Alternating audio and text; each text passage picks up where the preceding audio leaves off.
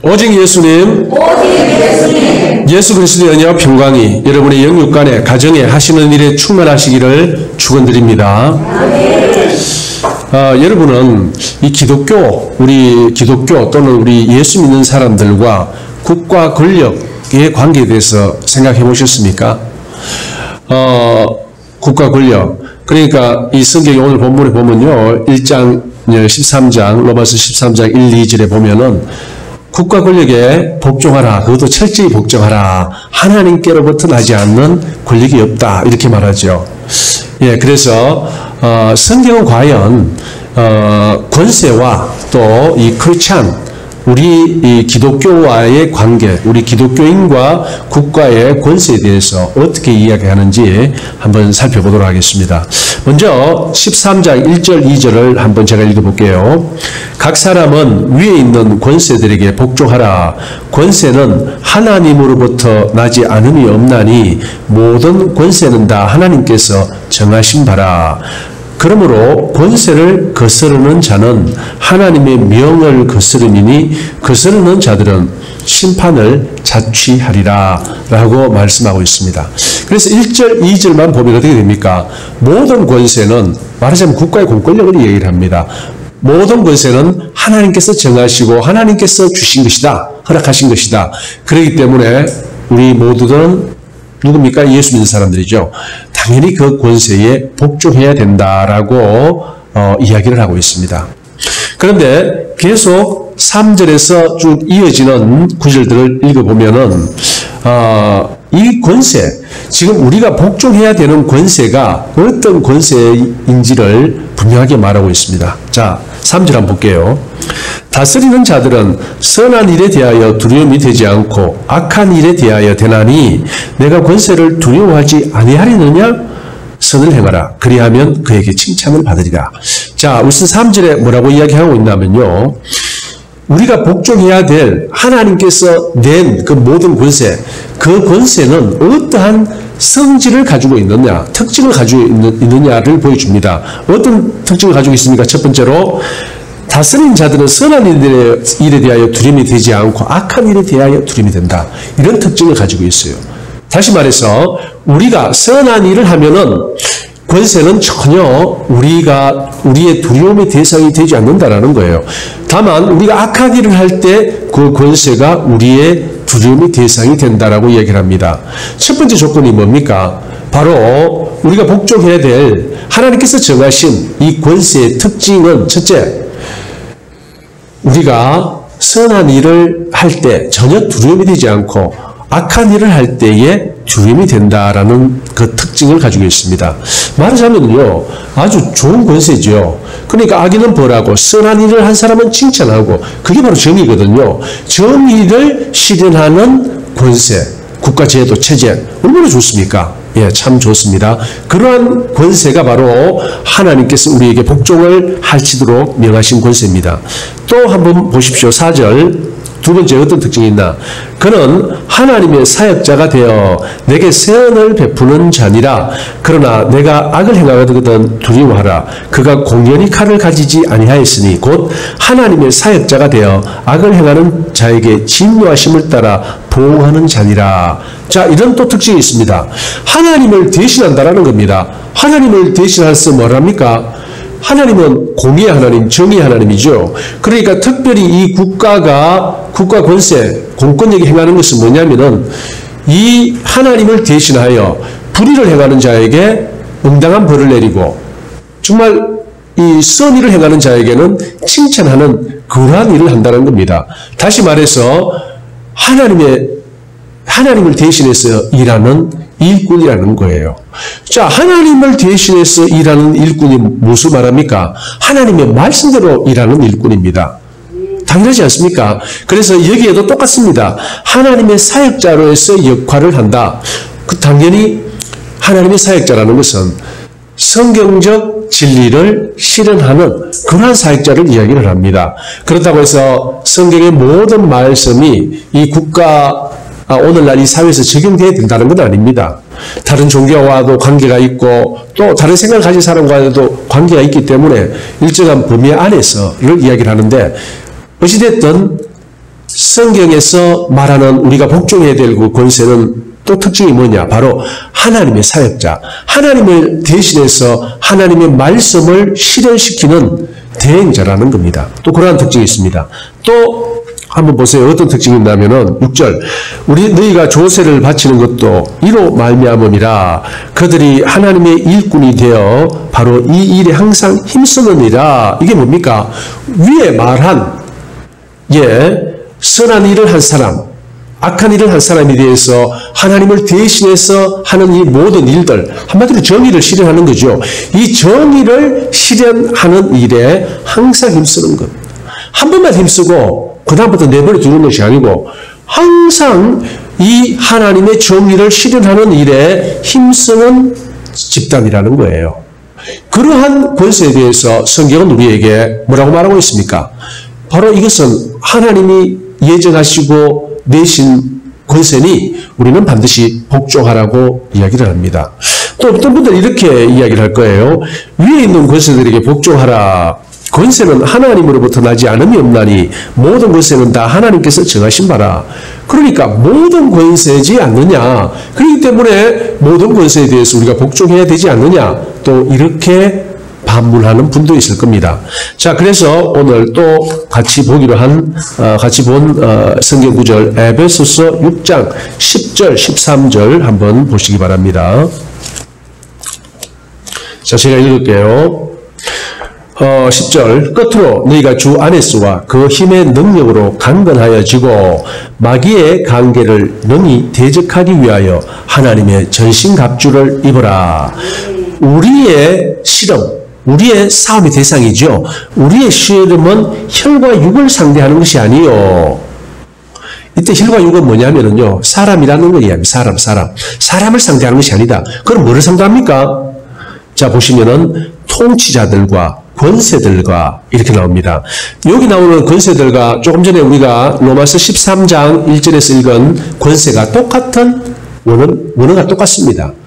통치자는 뭡니까? 말 그대로 국가의 지도자들을 이야기를 합니다. 일반 사람들이 아니고 국가의 지도자들, 권세들은 뭡니까? 마찬가지로 국가의 지도자들, 리더들을 말합니다. 오늘날 말하면 대통령이라든가 최고위층을 이야기를 하는 거죠. 자, 그 다음에 이 어둠의 세상 주관자들, 요거는 뭐 뜻이 좀 다양하게 해석할 수 있는데 바로 어둠의 세상 주관자, 마귀라고도 그렇게 번역될 수도 있고, 또는 보이지 않는 곳에서 마귀의 대행자로서 역할을 하는 권세를 이야기할 수도 있습니다. 그 다음 하늘에 있는 악의 영들, 요거는 분명하게 정해졌죠. 악의 영들, 그렇게 영들은 이야기입니다. 마귀의 졸개들, 마귀와 마귀의 그 휘하들, 영적인 존재들을 이야기를 합니다. 자, 그러면은 여기 에베소서에는 뭐라고 이야기를 합니까? 우리의 싸움의 대상은 이 나와 있듯이 통치자들, 권세들, 어둠의 세상 주관자들이라고 분명히 못 박습니다. 그런데 이 권세와 우리 앞에서 본 로마서에서 나온 권세와 똑같은 거예요. 자, 그러면은 왜 로마서에서는 모든 권세라 했고 여기는 오히려 우리가 싸울 대상이 권세라고 했습니까?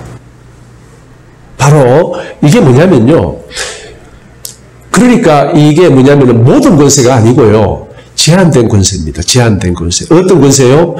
로마서 13장 1절에서 7절까지 말했던 하나님의 대행자로서 선한 일을 한 사람에게는 선으로 베푸고 악한 일을 한 사람에게는 벌로 베푸는 그런 하나님의 대행자로서의 역할, 그리고 그 역할을 한 번만 하고 마는 것이 아니고 꾸준히 해 나가는 그 정치, 그 권력, 권세를 뭐라고 합니까?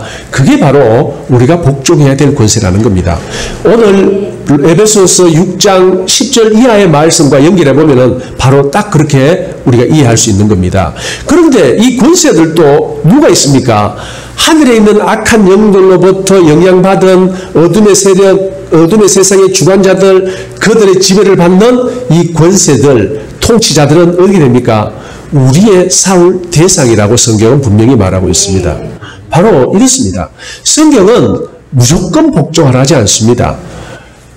하나님의 대행자로서 정말 선을 행하는 사람들한테는 전혀 두려움이 되지 않고 악을 행하는 사람한테는 두려움이 되는 그러한 권세들에 대해서는 어떻게 됩니까? 우리가 복종해야 되지만 그렇지 않고 오히려 악을 행하는 사람들이 더욱더 활기치게 다니고 선을 하는 사람들한테 억압하고 그리고 감옥에 가두고 그 입을 막고 하는 그러한 권세는요, 하나님께서 인정하는 권세가 아닙니다. 그 권세는 여기 나와 있는 에베소서 6장 13절, 12절 우리가 싸울 상대 바로 통치자들, 권세들, 어둠의 세상 주관자들, 하늘에 있는 악한 영들의 존재라는 거예요.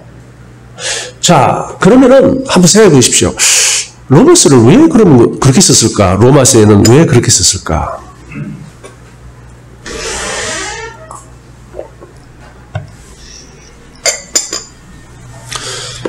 그 로마서는요, 언제 쓰여졌냐면은 바로 네로 시대 때 쓰여졌어요. 네로 시대 때. 여러분 네로 시대 어떤데 아십니까? 여러분 혹시 그 영화 보셨습니까? 그 영화 바울 영화. 바울이 지하 감옥에 갇혀 있던 영화죠.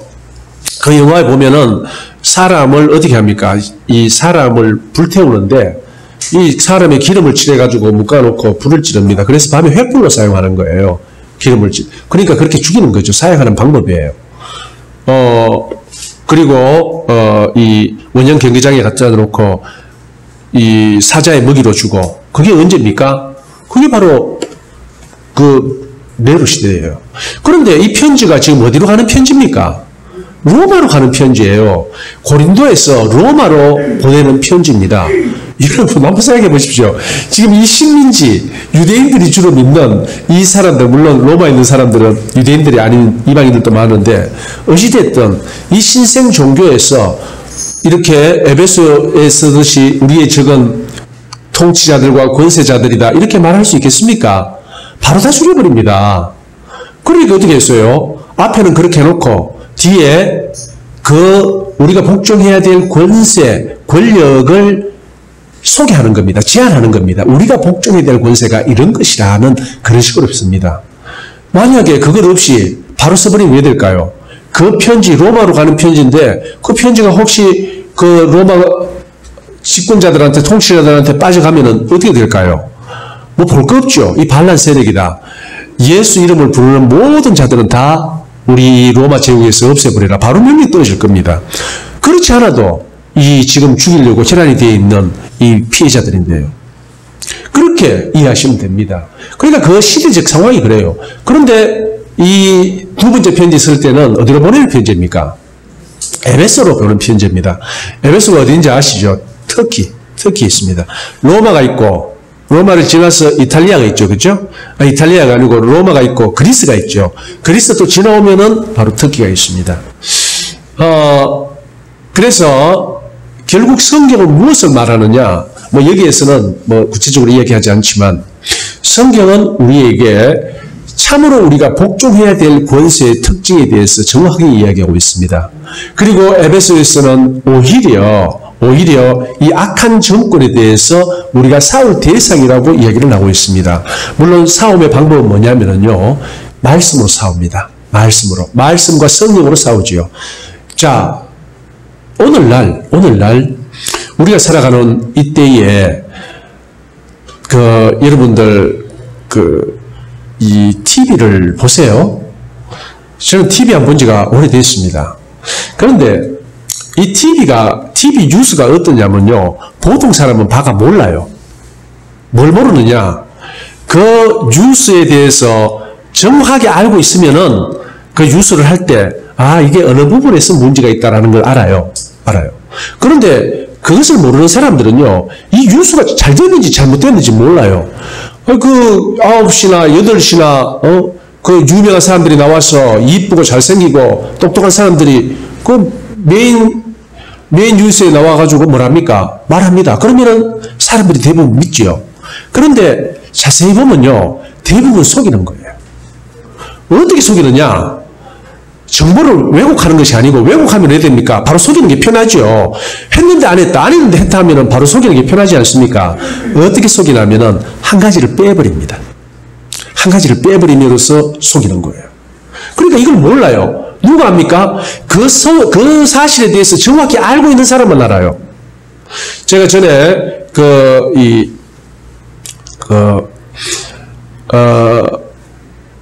종교인들 과세 문제가 거론됐을 때 그때 어떤 일이 있었냐면요.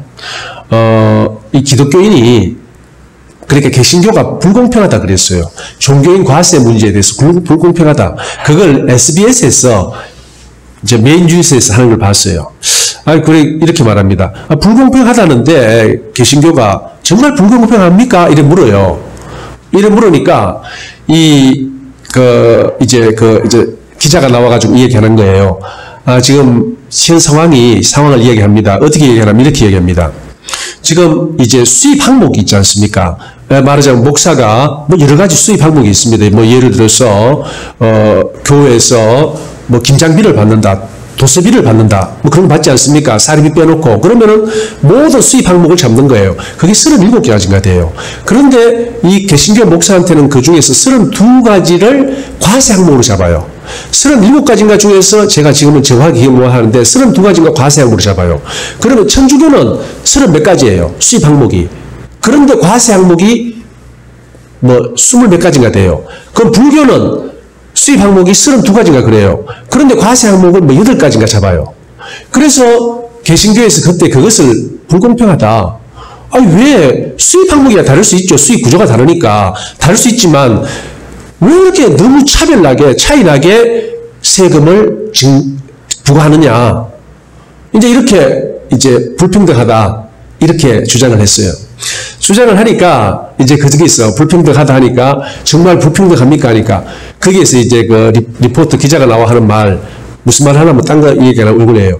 지금 정부에서 이게 그때 안이었어요. 지금은 그런 거 없었는데 그때 안이 나왔는데 개신교는 37개 수입 항목을 잡고 그리고 천주교는 뭐 34개인가 잡고 불교는 32개 수입 항목을 잡았습니다. 그래서 수입 항목이 차이가 납니다. 그러니까 어떻게 보면 불공평할 수도 있네요. 수입 항목이 다르니까 하고 넘어가 버리는 거예요. 그런데 여기에서 개신교가 지적한 것은 딴 게 아니고 뭐냐면은 과세 항목이에요.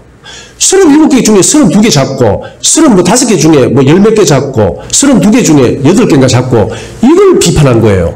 왜 진짜로 수입 항목은 차이 날 수 있지만 저렇게 작게 과세를 하고 우리 개신교회는 많은 항목에 과세를 하나 이걸 따졌어요. 그런데 그걸 싹 빼버리는 거예요. 그러면은 이거에 대해서 저는 관심을 갖고 봤기 때문에 저는 알아요. 그런데 모르는 사람들은 그 뉴스 보면 어떻게 될까요? 뭐 그거 가지고 차이 난다 하노. 과세 수입 항목이 다른 건 어쩔 수 없는 건데 수입 구조가 다르니까 그걸 가지고 뭘 차별 난다고 불평등하다고 주장하나 이런 생각을 하도록 모르는 사람이 보면 그렇게 만들어 놨습니다. 그리고 또 이 JTBC에서 한번 어떤 방송을 했냐면 이런 방송을 했어요. 북한에서 북한 석탄을 러시아산으로 속여가지고 들어왔잖아요. 자, 그랬는데 이제 묻습니다. 무슨 기자님, 요번에 그 일로 시끄러운데 이게 전에도 있었다면서요? 하니까 예, 전에도 있었습니다. 박근혜 정부 때도 이름만 바꿔가지고 수입해온 게 계속 있었습니다. 그러면서 이제 언제 있었고, 그리고 그 이후에도 쭉쭉 있었는 거, 문정부 들어가도 있었는 걸 쭉 설명을 해요. 그러니까 이제 이 메인 앵커가, 그렇군요. 이게 지금 있는 일이 아니고 전에도 있었군요. 네, 그렇습니다. 뭐 이래놓고 이상 팩트체크입니다. 끝나요. 그러면은 모르는 사람들이 볼 때는 어떻게 됩니까? 박근혜 때도 있었고 지금도 있었구나. 뭐 별거 아니네. 그때나 지금도 있었구나. 이렇게 생각하죠. 그런데 이제 그 정황에 대해서 다 아는 사람은 완전히 다른 거예요. 그러면 실상은 뭐냐? 박근혜 정부 때는 그게 불법이 아니었어요. 그게 그 국적 세탁을 해가지고 수입하는 게 전혀 불법이 아니었습니다. 편법이었죠. 예. 그러니까 불법이 아니었는데 그러면 문정부는 어떻게 되느냐? 그것이 유엔 제재사항이에요. 그렇게 북한 것은 무조건 팔아주지 마라. 이름 세탁한 것도 팔아주지 마라라는 것이 유엔 제재사항이에요. 그러니까 불법이에요. 이걸 빼부는 겁니다. 딱 한 가지를 빼부는 거예요. 그러니까 거짓말하면 바로 표현합니다. 거짓말 하는 게 아니고 핵심적인 사항 하나를 빼버립니다. 빼버림으로써 듣는 사람을 하여금 오해하게 만드는 게 바로 오늘날 뉴스입니다. 뉴스예요. 보면은 어처구니 없는 그런 뉴스들이, 그러니까 저도 이제 그 모든 뉴스 사항에 대해서 정보가 없지 않습니까? 정보가 없기 때문에 잘 몰라요. 그런데 제가 알고 있는 정보를 가진 그 뉴스는 대부분 왜곡입니다. 편파입니다. 하나를 빼므로써 완전히 다르게 이해할 수 있도록 조정하는 거예요. 그래서 그런 것만 보면 왜 됩니까? 예, 엉뚱한 생각을, 잘못된 생각을 할 수밖에 없도록 만든 오늘날 이 구조입니다. 구조예요. 바로 그래요. 그러니까 사마귀로 속이는 겁니다. 속이는 거예요. 그 사람한테 그런 이야기를 해요. 언제 한번 제가 며칠 전에 그거 속이는 거 아니냐? 그러니까 하는 말이, 그게 왜 속이는 거냐? 없는 사실 이야기했느냐? 그 말은 맞아요. 없는 사실 이야기 안 했어요. 다 있는 사실만 이야기했어요. 그런데 정말 중요한 한 가지를 빼버림으로써 듣는 사람을 하여금 오해하게 만들어버리는 거예요. 아주 나쁜 일이죠. 그게 오늘날 현실입니다. 그래서 TV만 보면 왜 됩니까? 하나 빠진, 핵심이 빠진 정보를 받게 되고 그 빠진 핵심으로 말미암아 오해하게 되는 지식을 갖게 됩니다. 오해하게 됩니다. 이래요. 결국 끊임없이 속이는 겁니다. 끊임없이 속이고 현혹시켜서 정말 무엇이 바른지 무엇이 그른지 제대로 판단하지 못하도록 하고 있는 게 바로 이 어둠의 세상 주관자들이, 또 하늘에 있는 악한 영들이 하는 일이에요. 그 밑에서 그들의 일을 보조하는 이 정치 권세, 권력들, 이게 뭡니까? 이들이 바로 우리가 싸워야 될 대상인 겁니다. 예. 그러니까 결국은 누구를 먼저 쳐야 됩니까? 어둠의 영들을 먼저 쳐야죠. 그들을 사로잡고 있는 어둠의 영들, 그 영들을 먼저 쳐야 됩니다. 그래서 이 싸움에서 첫 번째가 뭐냐? 어둠의 영을 물리치는 데는요, 무기가 하나님의 말씀이에요. 첫 번째가 말씀이고 그 말씀을 강화시키는 것이 성령의 능력입니다. 바로 기도입니다. 말씀과 기도가 첫 번째입니다. 그럼 행동하지 말아야 되나요? 아닙니다. 또 이 성경을 오해하는 부분이, 생각해 보십시오. 성경이 어떤 시대에 쓰여졌습니다.